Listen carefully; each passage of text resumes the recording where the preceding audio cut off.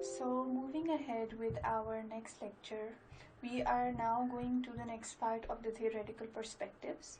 इससे पहले हमने प्री क्लासिकल और क्लासिकल स्कूल कवर कर लिया and now we're moving on to the positivist school.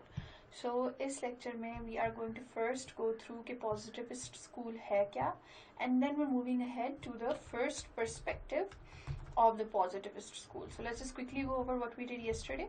Yesterday हमने pre-classical और classical school complete कर लिया. Now we're moving ahead to the positivist school of thought. First we're going to understand what that is, and then we are going to specifically focus on the biological perspective today. So let's begin.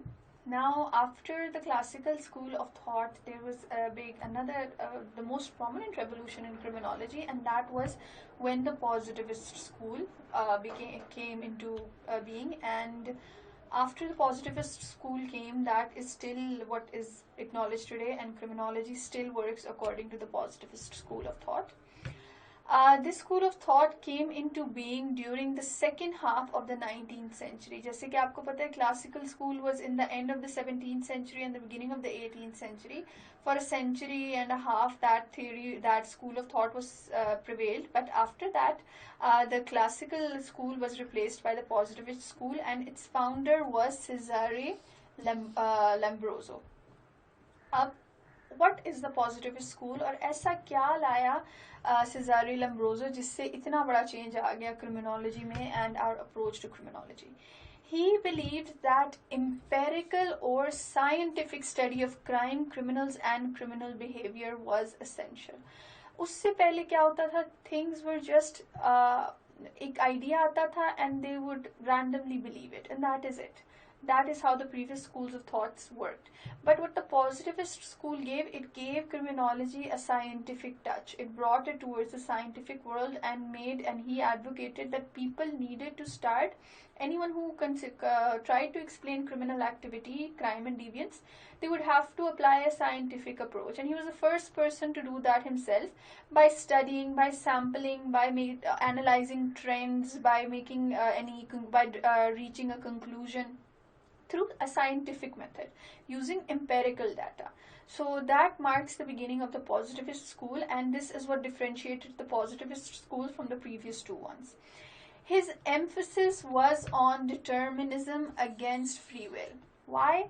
Because as you might remember, in the classical school of thought, people believed that a crime was committed out of choice. People were rational human beings. They calculated the risks and then they committed a crime. What the positivist school tried to explain was that kahin na kahin, theek hai, everyone makes a choice to commit a crime, but in one way or the other, a person is somehow slightly helpless, and there are some factors that actually make criminal activity easier for them. It makes it a better option for them. और वो क्या चीज़ें हैं जो इंसान को criminal activity की तरह push करती हैं? कुछ चीज़ें उसके control में हैं, the ultimate choice is his own, but there are other things, other underlying causes that are not completely in his control. So this also marks a difference in the positivist school compared to the classical school. This theory also suggested that environment could be a causal factor behind criminal behavior. क्योंकि आपको पता है, in the classical and pre-classical school of thought, crime was studied in isolation. Criminal को as a human being, as an entity बस देखा जाता था, and that was it. That there was nothing else connected to his criminal activity. Just him, his mind and his actions, and that is it. The positivist school actually began analyzing crime and criminal behavior in a more broader way. What they used to do was it encouraged understanding crime by looking at the society and by looking at the environment around the criminal, saying कि इंसान का उसके अपने बस में तो था, उसकी अपनी decision तो थी, but there were other factors as well that could have led to crime. The positivist school also favored empirically studying crime. Crime could provide important insights into its causes, which can help at planning effective prevention strategies. As you all might remember, that is the criminology we have today. We try to analyze and focus on crimes and the trends in crimes, the trends in the causes of the crimes, and then planning strategies, prevention strategies according to that. कि किस तरह हम crime को कम कर सकते हैं. That is what the positivist school brought. It played an important role in the development of modern criminology. This is where the positive school is where modern criminology actually began, and it transformed criminology into a science where we had to do research, where we needed data, and where we needed to analyze things and test our theories properly in order to claim them. So the first positivist perspective, the first one that actually came into being was the biological perspective. अब जो positivist school start हुआ था by Cesare Lombroso, it was actually the biological perspective. That marks the beginning of the positivist school. वो किस तरह से कि the biological theory of crime can be traced back to the 19th century work of Cesare Lombroso. This approach, the person who basically founded the positivist school, how did he find the positivist school? By the biological perspective. This approach highlighted some physiological differences between criminals and non-criminals. What did he advocate? उसने ये तो कहा कि scientific research चाहिए, but what was his focus of scientific research? किस चीज को वो करता था, advocate करता था कि इस वजह से crime हो रहा? That was actually the biological makeup of a human. He tried to study and he tried to prove कि किस तरह एक इंसान की physical appearance से हम ये deduce कर सकते हैं कि इसके criminal activity के chances ज़्यादा हैं. So he focused on the physiological or genetic abnormalities within an individual. And how did this actually start? This was basically हुआ ये कि when he began this research, it began with him getting the chance to analyze the dead body of a criminal. And when he was analyzing the structure of that person's body, उसने देखा कि उसके जो sir में there is a part of his head that is slightly inwards. So he deduced कि ये जो चीज़ है, this is somehow related to his physical development and evolution, और इस तरह उसने he reached to the conclusion कि इंसान की physical properties से हम ये idea लगा सकते हैं कि is he a criminal or not. So he focused, it noted factors like अब किस तरह के factors पे गए लोग, how did people go from one thing to another, और कौन सी physical properties ऐसी थी जिन पे उन्होंने कहा कि इसके chances ज़्यादा हैं. One was the racial heritage, the nutrition, learning disabilities to be possible explanations behind criminal behavior. इंसान के biological makeup में ऐसा क्या क्या है जिसकी वजह से उसकी criminal tendencies ज़्यादा हो जाती हैं. The first perspective to challenge the classical free will. जिस तरह मैंने आपको कहा, the positivist school began with the biological perspective. This was the first perspective proposed in the positivist school, and it challenged the free will approach. It stated that criminal activity is not 100% because of free will or out of choice. It can also be caused by certain biological factors जो इंसान के बस में नहीं है. In this regard, the biological theories were considered more credible than many of the previous theories. अब आजकल के point of view से हम इस theory को अगर देखें तो we think okay, it is very irrelevant, it does not make sense and it is not applicable. When I'll show you more examples later on, you will agree to this. But you need to understand the situation this theory came in. किस तरह की उस time क्या atmosphere था, क्या beliefs थी, and how the biological theory was a huge change and it marked the beginning of an era for criminology. So how did it begin? Like I mentioned before, began when Lombroso advocating atavism. अब atavism क्या है? Which stated that criminals were primitive savages who were evolutionarily backward compared to normal citizens. जब उसने उस criminal के head को देखा और देखा कि उसमें एक स्लाइट डिप्रेशन सा है उसके सर में, उसके स्कल में, तो he stated that this happens जब इंसान प्रॉपरली एवोल्यूशन से नहीं गुजर सके ना, जिनकी बॉडी प्रॉपरली एवोल्यूशन वाले प्रोसेस से नहीं गुजरी, तो he stated that those people who are in the earlier stages of evolution, जिनकी बॉडी उसी स्टेज में, they have a greater chance of committing crime. ये जो पार्ट है ये आ जाता है एटिविज्म में, relating criminal activity to evolutionary development. One more thing I would like to mention here.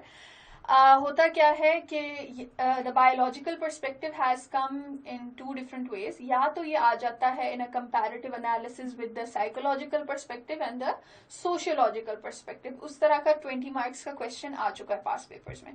या तो इस तरह से आएगा या फिर इससे रिलेटेड 5 मार्क्स या 10 मार्क्स के नोट्स आएंगे, लेकिन वो नोट्स किस तरह से होते हैं, based on things like this, इन्हीं के आगे जो कॉन्सेप्ट्स होते हैं. सो दैट इज वाई हम बायोलॉजिकल परस्पेक्टिव को कोई एक्सट्रीम डिटेल में नहीं पढ़े, but we are going to focus on those major concepts of the biological perspectives.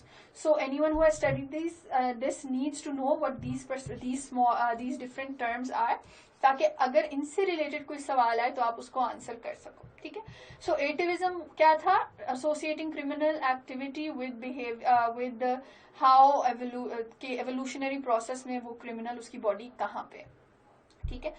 The second thing was Lombroso also used phrenology to predict and identify criminal tendencies. Phrenology है क्या? It is the belief कि किसी के sir को, के shape को, size को और उसके सर के डिप्रेशंस और वो सारा देख के, हाथ लगा के हम उसकी पर्सनालिटी को जज कर सकते हैं. जनरली फ्रेनोलॉजी का मतलब यही है कि सर से पर्सनालिटी को असेस करना, लेकिन Lombroso used this phrenology from a criminal perspective. उसने एनालाइज किया कि ओके अगर इसका सर इस तरह से है तो इसमें क्रिमिनल टेंडेंसीज हैं. So he basically connected phrenology with crime.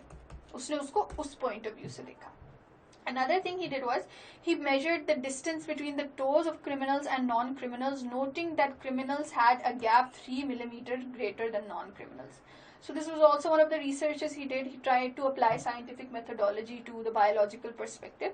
और उसने क्या कहा, उसने कहा कि किसी के जो criminals हैं उनके पाँव टोज के दरमियान जो गैप है वो नॉन क्रिमिनल्स के टोज से 3 millimeters ज़्यादा है. So this was something he also associated with criminal behavior. He applied the ancient technique of physiognomy to criminology. Physiognomy, the G is silent here. Physiognomy to criminology. उसने क्या किया, एक बहुत पुरानी टेक्निक थी physiognomy. उसमें क्या होता है कि आप किसके फेशियल फीचर से उसकी पर्सनालिटी जज करते हो. तो उसने क्या किया, उसने पर्सनालिटी जनरली नहीं, उसने क्रिमिनल पर्सनालिटी जज किया इस हिसाब से. सो जिस तरह उसने पहले फ्रीनोलॉजी को क्राइम से रिलेट किया था, अब ही वाज फिजियोनॉमी को वो क्राइम से रिलेट कर रहा था. And he began using the facial features of a human to deduce whether he had criminal tendencies or not. अब इसके आगे examples आप लोग देखें. Lombroso also relied on racist stereotypes. अब ये जो biological perspective है, it advocated racist stereotyping. वो किस तरह से कि कुछ ऐसे characteristics को वो criminal कह देता था जो majority एक तरह के race में पाई जाती थी. For example, oblique eyelids, Mongolian characteristics. उसने क्या कहा, oblique eyelids वाले जो लोग हैं वो क्रिमिनल, उनके क्रिमिनल टेंडेंसी ज्यादा है. They can be the chance of them being a criminal is more. So this is basically वो एक पूरी रेस को, एक पूरी एथनिसिटी को वो स्टीरियोटाइप कर रहा था और उनको क्रिमिनलिटी के साथ एसोसिएट कर रहा था. एक और एग्जांपल इसकी है the projection of the lower face and jaws. उसने कहा जो लोअर फेस और जॉस जिनका थोड़ा सा बाहर निकला हुआ होता है, those people have a chance of committing crime. अब ये किसके साथ एसोसिएट था, ये नेग्रोस जो अफ्रीकन कम्युनिटी थी उनके साथ एसोसिएट, ये उनकी एक फीचर है. सो बेसिकली ये जो बायोलॉजिकल पर्सपेक्टिव है, it also kind of advocated racism, जो कि उस एरा में वैसे ही बहुत कॉमन थी, but it promoted racism. Now to elaborate this, I have taken a passage from Criminal Man. Lombroso's most famous work, which actually caused him to rise to fame, was his book The Criminal Man, which was written in 1880. अब उसके I just want to read out a few part of this, ताकि आप लोगों को idea हो जाए what the belief actually circled around. In his book, Lombroso is saying, in general, thieves are notable for their expressive faces, manual dexterity, small wandering eyes that are often oblique in form, thick and close eyebrows, distorted and squashed noses, thin beards and hairs, and sloping hair and sloping foreheads. Now इस सब में उसने बता दिया कि जो thieves हैं उनकी ऐसी शक्ल होती है. और आगे वो कह रहे हैं like rapist they often have jug years. अब रेपिस्ट के भी और थीव्स के भी जग ईयर्स हैं, लेकिन रेपिस्ट, अब पहले तो उसने थीव्स का बता दिया कि थीव्स की किस तरह से फीचर्स होते हैं, उसके बाद वो रेपिस्ट का बता रहे हैं. Rapist however nearly have sparkling eyes, delicate features, swollen lips and eyelids. Most of them are frail and some are hunchbacked. Hunchbacked meaning जिनकी कुब निकली हुई होती है. So इससे we get an idea कि how outdated this theory is today. Some people still apply it. They apply it to your hormonal levels. They apply it to blood pressure, diabetes, इस तरह की चीज़ों के साथ उनको अप्लाई ज़रूर करते हैं. But you need to understand that the biological perspective, out of all three perspectives, the biological one is the one that is least accepted. And इसकी importance का आपको idea हो गया through the questions that has come in the past papers कि इसको हमने आप लोगों ने extreme detail में नहीं पढ़ना. किस point of view से पढ़ना है? Either comparing it, इसका आपको brief idea होना चाहिए so that you can compare it to the other two perspectives, the psychological and sociological perspective, or you need to understand the different terminologies that are used, like atavism and phrenology. इस type की चीज़ें को आपको idea होना चाहिए. That is how important the biological perspective is. A lot of candidates, they make the mistake of going into the extreme detail which is not required. So that is what I would suggest to you. We'll focus more on those perspectives that are currently more relevant. So this marks the end of this lecture, and now after this we're going to, after completing the biological perspective, we are going to move on to the psychological one, and after that we are going to do the most important one, which is the